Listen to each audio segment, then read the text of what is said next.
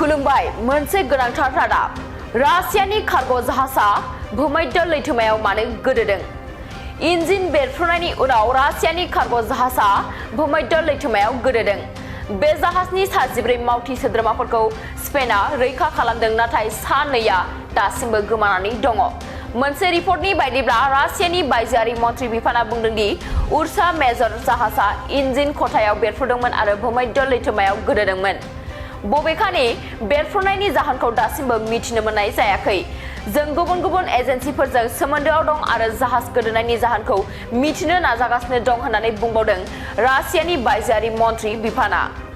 सुलुंनि बायदिब्ला बे जाहाजखौ 2009 मायथाइयाव लैथोमायाव हगारनाय जादोंमोन लन्डन स्टक एक्सचेन्ज ग्रुपनि बायदिब्ला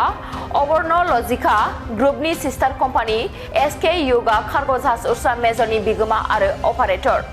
जाहाजा रासियानि सानजायारि जाहाज गाथोन व्लादिवस्टकसिम थांगासिनो दंमोन आरो गंनै गिदिर जाहाज गाथोन क्रेनफोर लांगासिनो दंमोन मिथिनो मोननाय बायदिब्ला अबर्न'लजिका कम्पानिया रासियानि रैखाथि मन्थ्रि बिफाननि रौनियाफोरनि हाबाफारि मावनायखौ नायगिदिङो बेनि थाखायनो उर्सा मेजरजों लोगोसे मोननै कम्पानिफोरखौ 2022 मायथाइयाव रासियानि रौनियाफोरजों सोमोन्दो थानायनि थाखाय आमेरिकाया होबथादोंमोन स्पेननि मेरिटाइम रेस्किउ सार्भिसआ बुंदों दि बियो 24 दिसेम्बराव कार्गो जाहाज उर्सा मेजरनिफ्राय मोनसे खैफोदनि सिगनेल मोनदोंमोन जेब्ला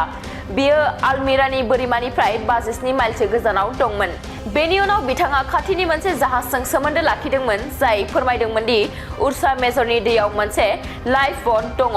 बेनि उनाव स्पेनिश मेरिटाइम रेस्किउ सार्भिसआ गंनै जाहाज आरो गंसे हेलिकप्टारखौ जाथाय जानाय जायगायाव दैथायहरदोंमोन आरो उर्सा मेजरनि 14 मावथि सोद्रोमाफोरखौ रैखा खालामदोंमोन आरो बिसोरखौ कार्टाजेना जाहाज गाथोनाव लाबोदोंमोन